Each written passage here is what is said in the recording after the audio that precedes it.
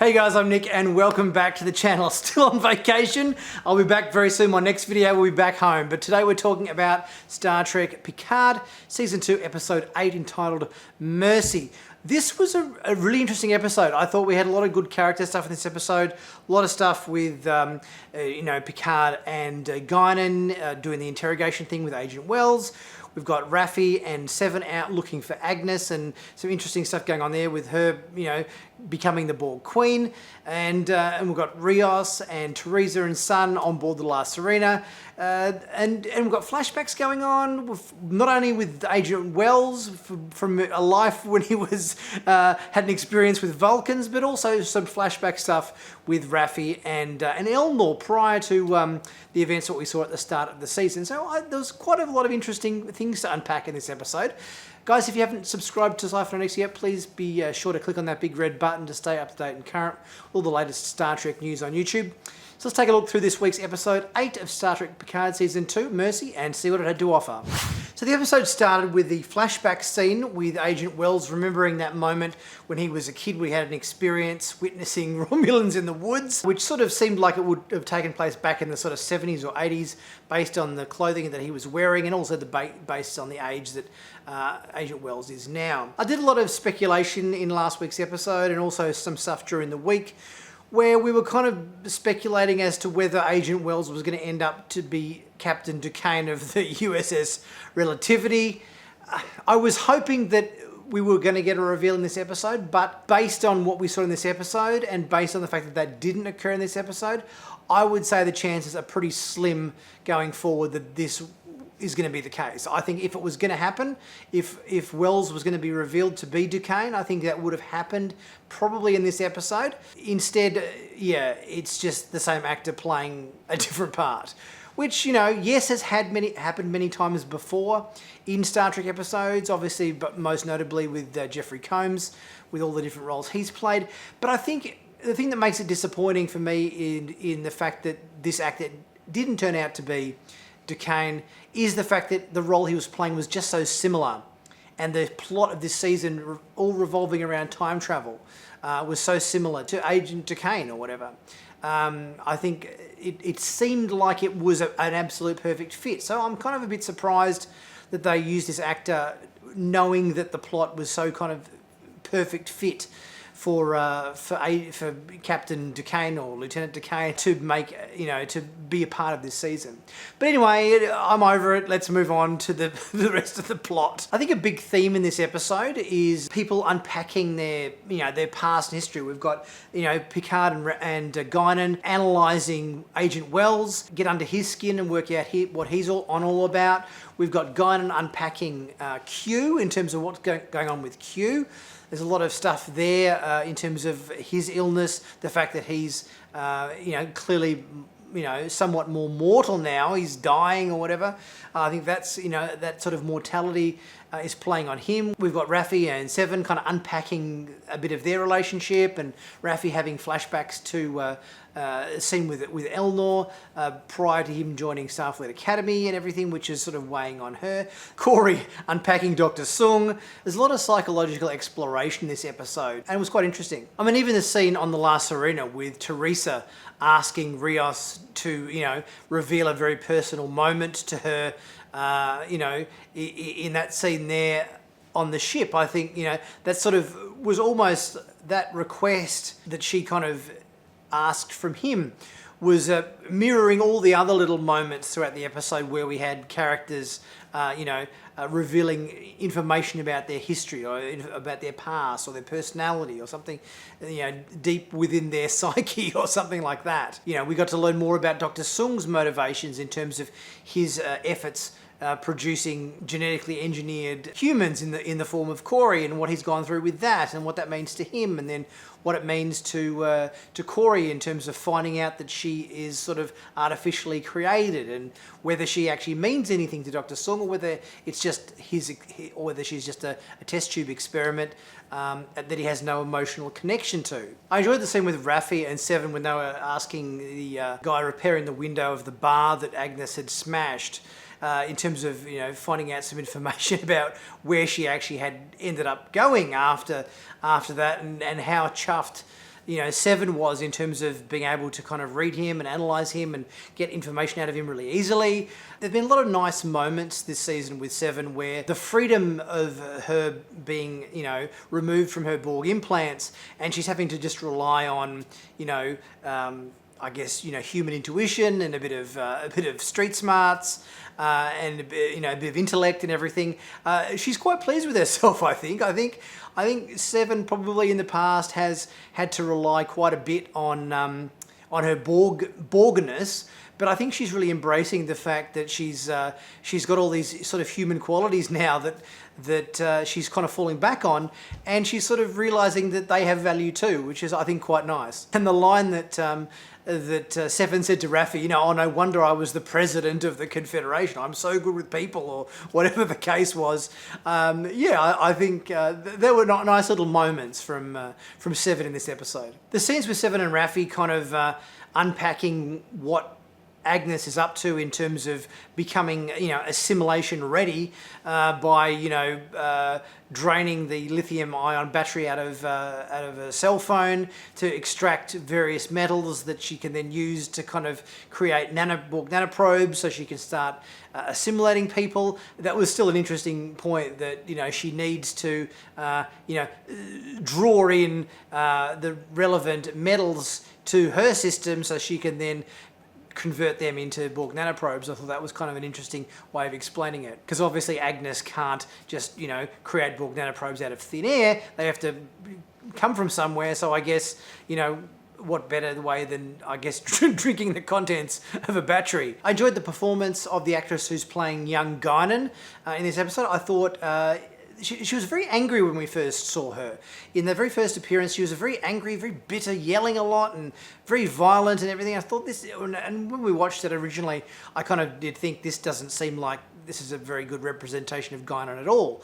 But I kind of found the way that she spoke to Agent Wells in the interrogation room, talking to Picard and everything, there was a certain softness that came into her performance, I think, in these episodes that seemed a little bit more closer to Guinan as we know her from The Next Generation. The scenes with Agent Wells as a child with the Vulcans in the woods, I was wondering whether these Vulcans might have had something to do with the Vulcans we saw in Enterprise, Mistral and so forth, and I think it was T'Pol's great-grandmother or something that got abandoned on Earth for a while.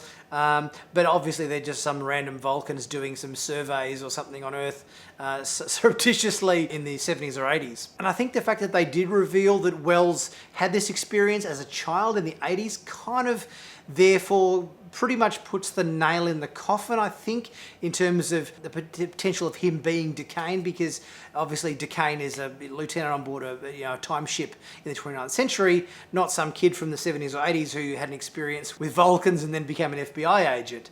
I mean, never say never, I guess, but it just the chances of that being the case now, I think, have become significantly more slim. The scenes with Corey Sung and Dr. Sung, I think, were really interesting. Obviously, her getting a bit more information about her, backstory and how that she was created in a lab and everything. And obviously, her father is a geneticist and whatnot. And the fact that Q has, given her the cure to kind of free her from the clutches of her father, I think that was sort of an interesting development.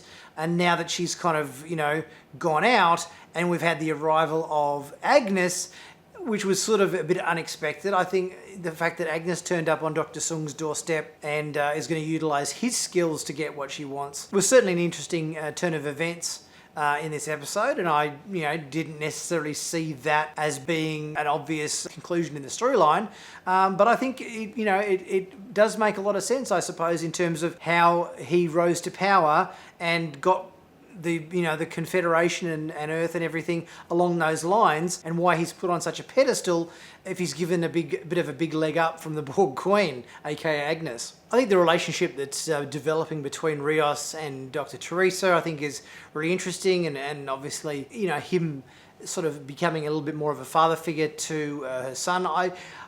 We haven't heard anything, I don't think, about, is it Ricardo, I think is the boy's name, where his father is at. Because if our season goes the way of Star Trek 4, and let's face it, a lot of this season of Star Trek Picard has definitely gone down similar lines to Star Trek 4, A Voyage Home, we would see Dr. Teresa coming back to the 25th century with Rios and crew, much like Dr. Gillian did with Kirk and crew in Star Trek 4.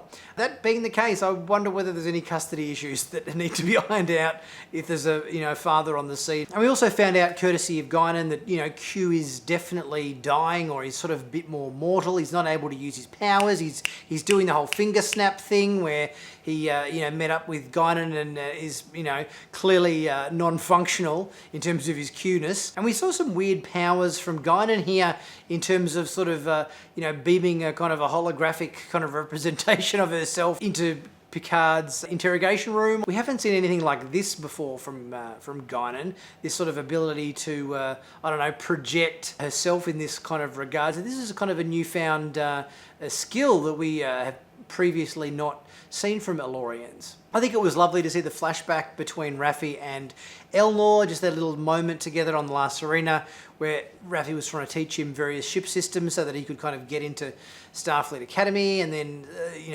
Raffi sort of analysed herself in terms of how she sort of manipulated him, I suppose, to get him to do what she wanted him to do, not necessarily what he wanted to do, for sort of, I guess, selfish reasons. Again, more of this ongoing theme in the show of sort of self-reflection or self-analysis, I suppose, for a lot of the characters. I think seeing in the next couple of episodes what ends up going down between Sung and Agnes in terms of their involvement, in terms of taking out the Europa mission.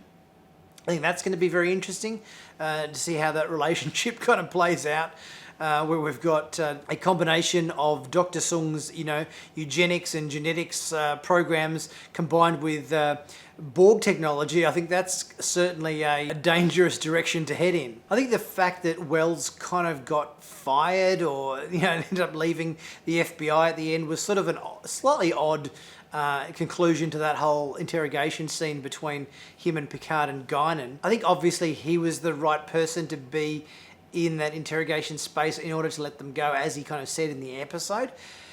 But again, it's sort of, I don't know, it's sort of, did it seem a little bit too convenient that he just sort of, opened the door and said, yep, on you go, on your way, go and, do what you have to do. We sort of spent a whole episode interrogating them, and then at the end it was sort of just, oh yep, on your way. I was kind of just bluffing the whole time, which sort of, it seemed a little bit perhaps convenient. But at the end of the episode, with Sung and Girardi assimilating a special ops team that obviously Sung has had some dealings with in the past from his genetic experiments in terms of trying to create super soldiers and so forth, aka kind of Khan and crew, I guess. And then now they're kind of Borgified as well.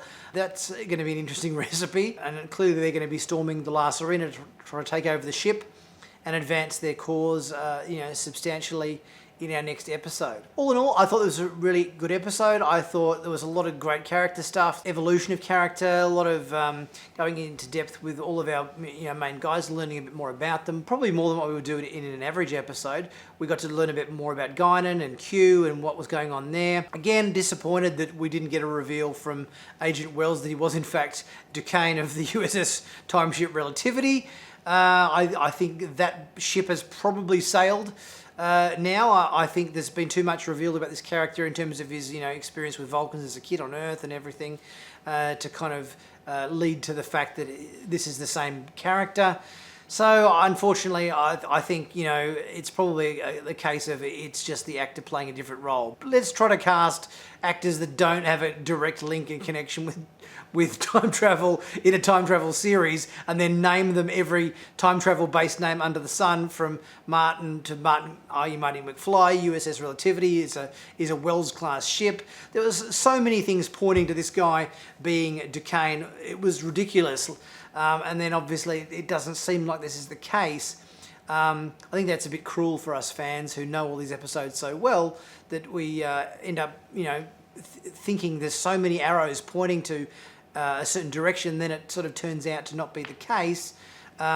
I think, that has the potential to be really kind of a bit of a letdown. Unless, of course, let's face it, if Agnes ends up getting, they have to put down Agnes before the end of the season, and they've got no way to get back to the 25th century, maybe Agent Wells does pull out the Deus Ex Machina reveal at the end where he goes, oh yes, I was actually Duquesne all along. I hear you guys need a trip back to the 25th century. Come on, get on my US Relativity ship that I'm the captain of, which I just failed to mention, and I'll give you a lift back to where you need to be.